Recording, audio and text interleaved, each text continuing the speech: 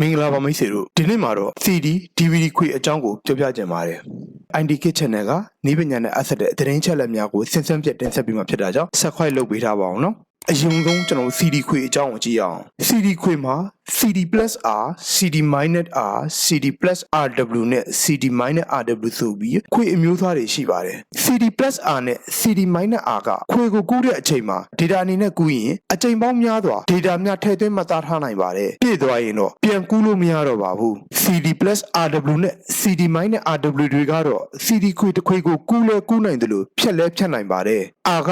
reading ရဲ့အတူကောက်ဖြစ်ပြီးတော့ W ကတော့ writing ရဲ့အတူကောက်ဖြစ်ပါတယ်။ CD+RW နဲ့ CD-R ကိုတော့အချိန်ပေါင်းများစွာကူးနိုင်ဖြတ်နိုင်ပါတယ်။တစ်ခုကြည့်ရမှာကခွေတစ်ခွေကိုဝယ်မယ်ဆိုရင်တော့ CD ခွေတစ်ခွေကို speed ဘယ်လောက်နဲ့ကူးနိုင်တယ်လဲဆိုတာကြည့်ဖို့အရေးကြီးပါတယ်။များသောအားဖြင့်တော့8 times, 16 times, 24 times, 32 times, 48 times ဆိုပြီး speed အမျိုးအစားတွေရှိပါတယ်။သူ့ရဲ့ speed အဆများရင်များတော့မြန်ဆန်ပါတယ်။ DVD နဲ့ CD ခွေတွေရဲ့လှုပ်ဆောင်ချက်တွေကတော့တူညီကြပါတယ်။မတူတာတစ်ခုကတော့ speed ပါပဲ။ DVD ရဲ့ speed က4 times, 8 times, 16 times, 24 times လောက်ပဲလက်ရှိထွက်ပါသေးတယ်။ခွေတွေမှာ8 cm ပဲရှိတဲ့ DVD-1, DVD-2, DVD-3, DVD-4 လို့ခေါ်တဲ့ခွေအသေးစားတွေလည်းရှိပါသေးတယ်။ DVD ခွေရဲ့8 times က CD ခွေရဲ့8 times ထက် data 10 ဆလောက်ပိုမိုကူးယူနိုင်ပါတယ်။ဒီလောက်ဆိုရင်ဘလို့ခွေအမျိုးအစားတွေကိုရွေးဝယ်သင့်တယ်ဆိုတာကိုနားလည်သဘောပေါက်လောက်ပါပြီ။ Windows 32-bit ကလက်ရှိမှာအသုံးပြုသင့်ပါသလားဆိုတဲ့ဗီဒီယိုလေးကနောက်တင်ဆက်ပေးမှာဖြစ်တာကြောင့် ID Kit Channel လေးကို Subscribe လုပ်ပေးထားပြီးတော့